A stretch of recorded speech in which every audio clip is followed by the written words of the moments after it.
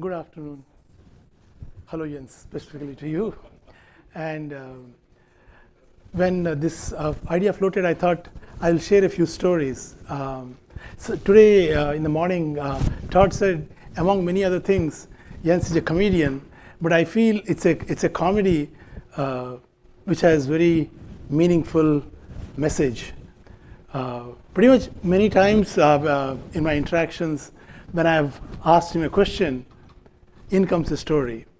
And the first one, I remember, I was struggling with a lot of time management issues. I was thinking, oh, there's too much of this, too much of that, and so on.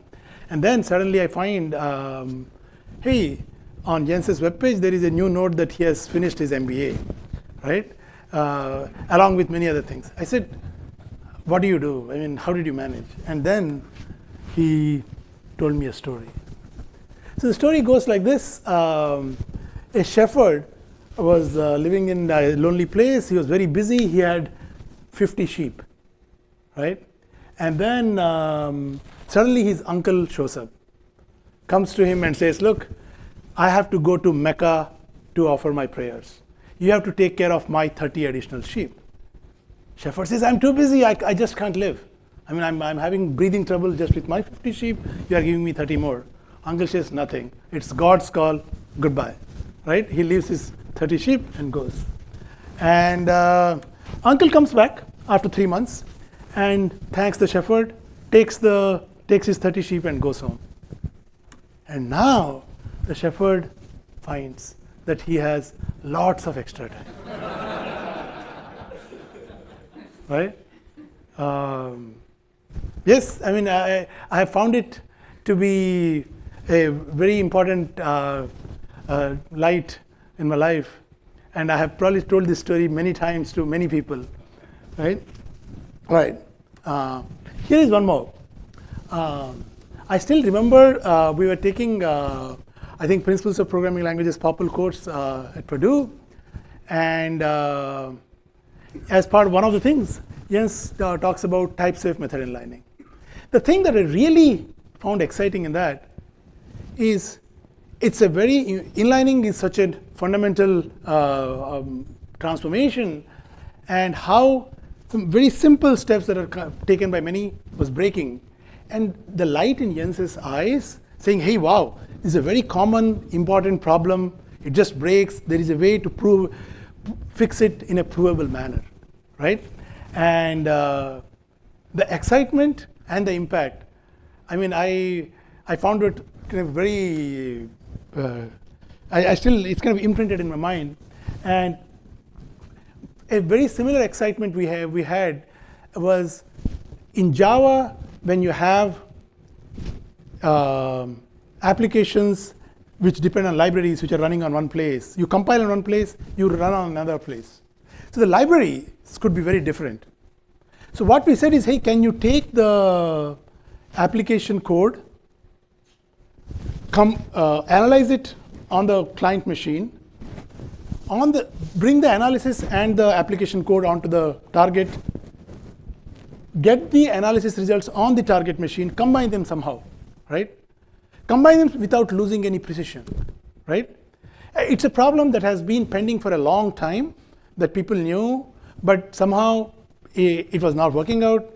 We were very happy, and when we got it solved, it was one of those very high moments that I feel very proud about. So being able to do something which is very useful, which looked kind of should have been done, right? So this was one second story. Here is the third one. This is, like Mohsen said, probably a personal one.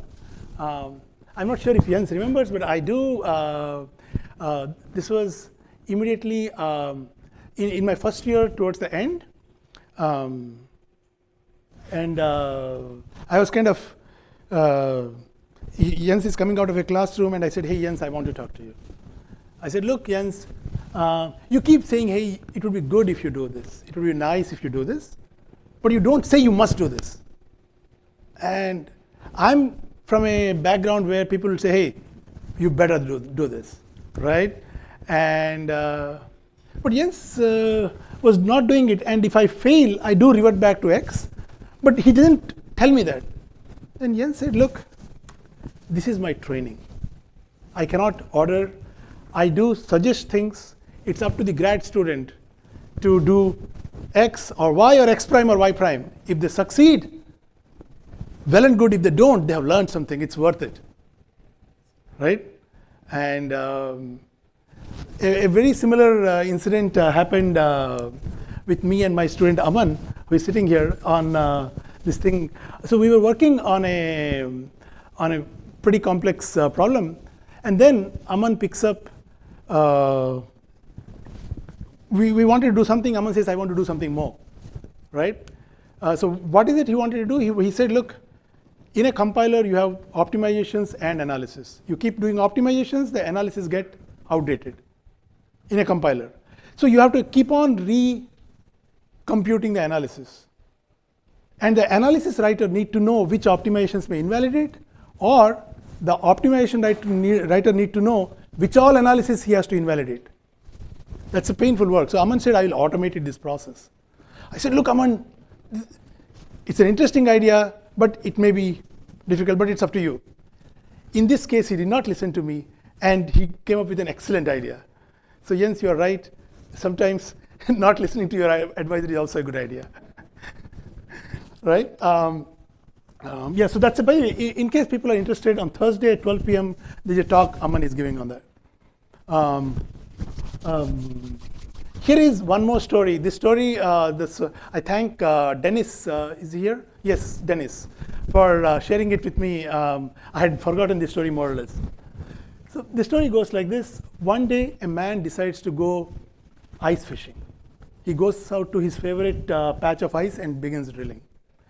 And boom comes the voice, there are no fish here. He goes to another place, starts digging again. Again the voice repeats, there are no fish here, right? He's kind of slightly bewildered, something is happening. Then he says, once more, okay? He tries, goes some more, again starts digging. Booming voice, no fish here. He asks, are you God? Out comes the reply, no, I am the arena manager. Right? So many times I have found that we overthink, we try to overcomplicate the problem, and we are kind of going everywhere but to the solution. A similar problem we had was this analysis and Java context. We said we have the class files. You do this analysis result, analyze and keep the analysis results offline. Bring it to another place. But on the remote place where I'm running the Java code, there is a way to verify. But how do I verify the analysis? How do I trust it? We tried tons of things and failed royally. Then we found out that we have to think simpler. And then came the very nice result of what we call as ART, where the analysis writer can not only give you the analysis, but also give you a proof. You can carry the proof of the analysis, reuse it, rebuild the full analysis without loss of any precision, right? So this, if you are interested, if people are interested, they can listen to it on Friday at 11:40, right? Here are a couple of smaller quotes before I wind up. So Jens had, most of these quotes are related to teaching. And the first one, he said, this is the usual thing in US where the deals you get are not what you want. I actually feel when I talk to my students, I don't know if it's still here in US similar or not in India. Students are, I deserve better grade. I deserve more marks. I deserve more, right? So my thing here is, this is a usual thing in higher education. The grade you get is not necessarily what you want, but what you deserve. So there is one more. This is something that today someone, I think Ben already has quoted. There's a fine line between meanness and evilry. Meanness is for midterm, evilry is for the final. There's absolutely no shortcuts to learning. right? I mean, for all the students here and I mean, those who want to kind of follow Jens's line, if you want to learn, the only way is to actually do it, right? The last one, students think they can get away with cheating because professors are too lazy to take it to the dean of students. What they don't realize that that is Jens, enjoys it too much not to take it to the dean of students. So this is about plagiarism. People copy happily and with pretty much nonchalance, thinking that it won't be reported. And to me, one thing that I kind of took away from interaction with Jens is that not catching them or not kind of reporting them is basically doing a disservice to the honest people. The people who have done real hard work, they get really impacted. Yes, and I'll wind up. So there is this very nice sloka that we have in Sanskrit that people may not follow, but here is the summary of that, and here is my haiku plus one. The reason why I call it haiku plus one is it has one plus one in all of those. So Jens, this is personally to you that there is a lot to learn from you. But yeah, I have, I guess, very little time. But I don't think you have ever taught us to give up. Like Mohsin said, it's not a short-term game, it's a long-term game. So one day we will. Thank you, Jens, for everything.